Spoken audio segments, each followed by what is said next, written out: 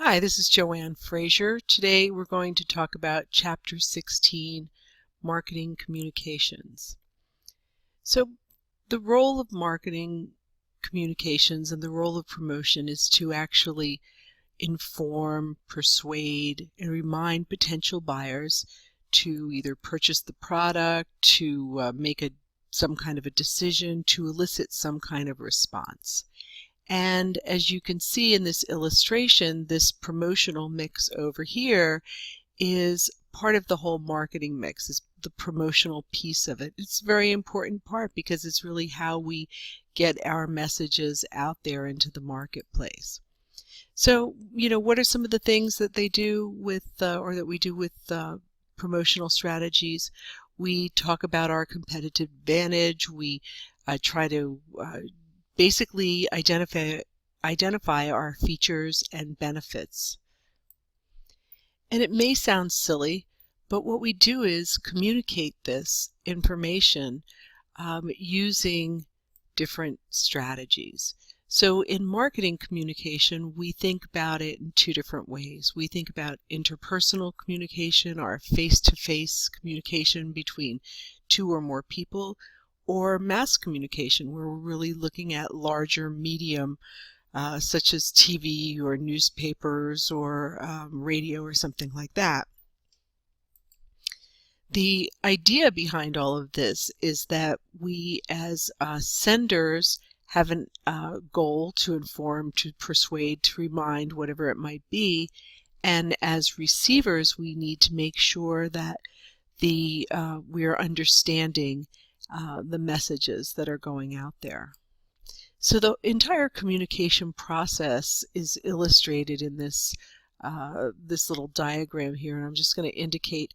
First, we start out with the sender. So whoever that is, the marketing manager, the company that's marketing the product, they want to tell the buyer something. So they create a message and they encode it. They use certain words in order to make the message more clear.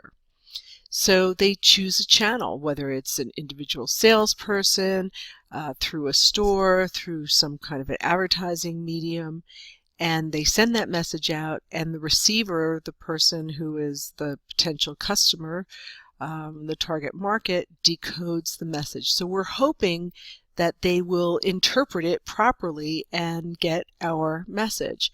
And then we ask them to take some kind of an action, or we hope they'll take some kind of an action to remind them about our product, to persuade them.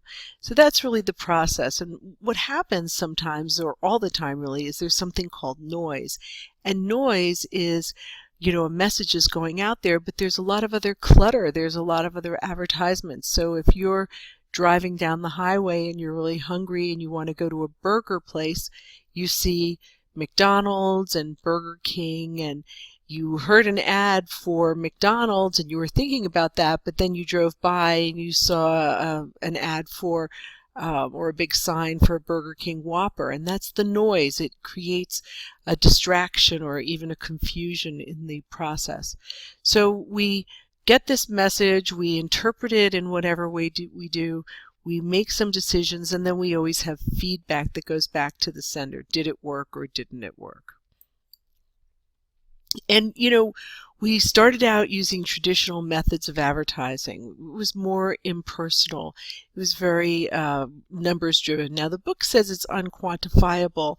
I would have to disagree with that in some ways as someone who was a market researcher and used to spend a lot of time trying to quantify that. But I will say that the internet side and social media side is definitely more personal. It's actually, there are great analytics online, so we know every time a person makes a click, everything they do, we can measure that. So it does make it easier to get feedback and to understand what's happening. So the task of promotion, if you look at this illustration, which I really like, shows here's the target audience, or the segment, and the activities that we're doing, again, we're informing people, we're reminding with them, we're connecting with them, trying to get them to establish this relationship with them, and also trying to persuade them to take some action. It's not really super helpful in marketing if you don't actually get people to move, to take some kind of an action. So if you laid this over the product life cycle, you could see that, again, we're informing in those early stages of introduction and even growth. We remind during maturity stages, don't forget about our product, keep buying our product. We persuade during those growth stages and also during maturity stages, because during the growth stages we're trying to get people to buy our product, and during maturity stages we are trying to get them to continue to buy our product. And all along the way we are connecting with our customers. So those are some of the things that we have to think about. And these next slides, I'm not going to read through each one of them, but these next slides will tell you about what different types of promotions are supposed to do. So informative promotion, it increases awareness, it suggests usage, it might explain how the product works. Persuasive promotion is about, encouraging people to take some kind of an action, to switch your brand, to buy make a very quick purchasing decision, to get somebody to pick up the phone and call or go to the store and buy something. The reminder is just that, don't forget about our product. Don't forget that on Monday nights Jerry's has a $5.95 pizza and you can order as many as you want. Don't forget about us. And then the connect promotion, this concept that is so important in relationship marketing of just continuing to form relationships. You may not even be selling anything directly at any one given point. You may be focusing more on entertaining or reminding or whatever it may be.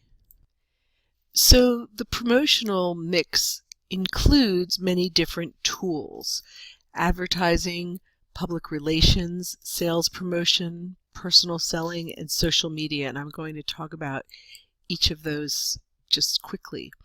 When we think about advertising, that is really our non-personal communication, whether it's, again, through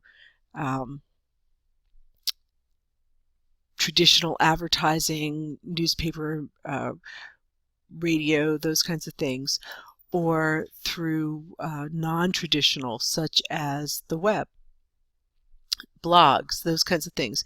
We don't even think that much about interactive video kiosks, about those little ads that pop up, or the signs that are in supermarkets. Those are all part of the advertising process. And here are some really just a good list of different types of media that fall into that advertising category. So one of the big advantages of advertising is that you can reach a lot of people, and there's really a low cost per contact generally. You can even really micro-target, very highly focus your advertising activity. On the disadvantage side, it's usually pretty expensive, and if you're going for national reach, that can become very expensive, and that's where something like social media makes more sense, or other online types of media. Public relations is different, because here what we're doing is we're trying to get others to say positive things about us. So we're trying to get the media to write about us, or somebody in their blog to mention our product and why they think it's a good product. And it gives us more credibility, because it's not just our company that's saying something good about the product, it's somebody else. And so, but one of the problems with public relations is that you have less control over it. You can't necessarily get people to do exactly what it is you want them to write about.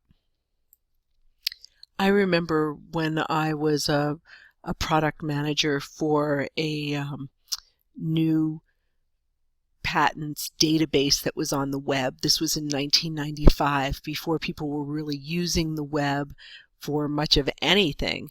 And what we did was we had a huge public relations campaign, and we had something called a media tour, where we set up our executives and our product developers to go around and speak to different magazines and other publications to write about us. And one of our targets was Business Week. So they went in, they had a great discussion with them, and Business Week decided to write an article and include our company. Unfortunately, they also decided to make it a comparison article, and they did research on all of the other competitors as well. So sometimes with public relations, things don't work out exactly the way you'd like them to. However, we still did get our coverage, and we had positive coverage, but again, it's not as easily influenced. Now, when we think of sales promotion, these are really short-term activities. These are things that we do to generate quick response. So we offer free samples, and then we get somebody to, you go to Costco and somebody gives you a little taste of pizza or bread or cake or whatever it might be, and you decide to buy it right then and there. Contests, any kind of short-term, a coupon, a giveaway, those are things that get people to act fairly quickly. Now, personal selling is really the high end. It's the one-on-one relationship that you have with customers, and it's very expensive. It can cost as much as $400 or $500 just to send a sales rep out on a call in a business-to-business environment. So by the time you pay their all of their wages and commissions and things like that, it's a lot of money for the company. So typically we save personal selling for when there is a high-end product, a more complex product that needs explanation, something even like in a business-to-business environment that's longer term. So that's why when you go to buy a car and it costs you $25,000 or $35,000 or $40,000, there's someone out there who can help you make that decision and inform you about the product. Social media, I think we're all familiar with social media, and most of us use it every day. So it's, one of those promotional medium that help us to communicate online together, whether you're using Facebook or Twitter or, Instagram or whatever it may be, Pinterest. There's so many different social media sites that we take a look at. So when we think about this, again, this communication process and the promotional mix, we have to think about a lot of different ways of communicating. One is just consumer-generated content. That's something that is very unusual for us, or not unusual for you, but in my generation, I'm 58 years old, we weren't able to go online and look at reviews of products. Now we can do that. You can do your usual paid media, so go out and advertise, buy space. You can actually create your own media, which is very important these days, whether it's your own publicity work or whether it's blogs. Earned media is the publicity side, and blogs is owned media. So that's the media that you create. Sorry about that. And here's just a little image that shows you the different types of media. I like this chart that is provided by the book Characteristics of the Elements in the Promotional Mix.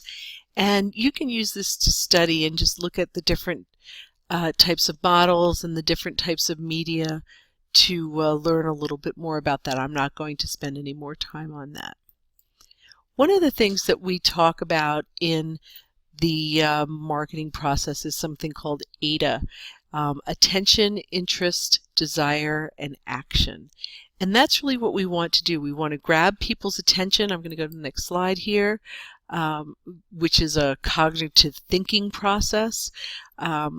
Gain their interest, so it's affective. They feel about this. They have a desire for it, and they make a cognitive decision to take some kind of an action. As a marketer, I'm always focusing on make sure you ask them to do something. Make sure you have what is called a call to action. Get them to do something. Don't just tell them about your product. Ask them to answer the phone or to pick up the phone and call or to click through an order or whatever it might be. So you've heard this term integrated marketing communications. It's really, IMC, one of the most important concepts in marketing.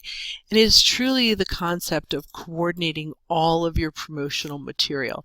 The idea that you create a message, a look, a feel, and it needs to resonate throughout all of the materials that you provide, through every contact point, whether it's individuals, whether it's online, whether it's in a publication.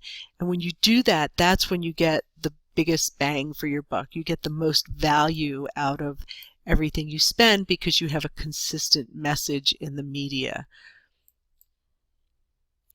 And of course, this has just been something that's been growing for a very long time. So, I think that's important for us to realize. One of the other things that we really have to think about too is that doing a great ad campaign isn't a standalone process. There are other things that happen. There's the environment, the political environment.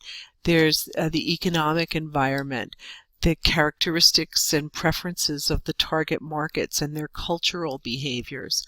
I grew up in a very blue-collar household, and so I'm very cheap when we didn't have a lot of money, and when I buy something, I think about it. Other people, if they grew up in more affluent households, they, may not be quite as concerned as I am about spending a few dollars. So all of those things come into play. Finally, some of the things that we have to think about are, who are we selling to? How much money do we have, and how are we going to use that money to make the most in terms of our budget, in terms of our promotional budget? And one last slide for this particular chapter is our push strategy versus our pull strategy. So a push strategy is essentially when you're pushing your message out to the marketplace. So the manufacturer will promote to the wholesaler, and then the wholesaler goes out and promotes, and they push the product onto the retailer, and then the retailer pushes it onto the consumer. Conversely, a pull strategy is, instead of the manufacturer going directly to the wholesaler, they go all the way around to the consumer, and they say to the consumer, hey, this is a product that you're going to want. So then the consumer turns around and demands the product from the retailer. Hey, I saw this ad advertised, and I'd like to purchase this product. Can you get it for me? So then the retailer goes to the wholesaler, and the wholesaler goes back to the manufacturer.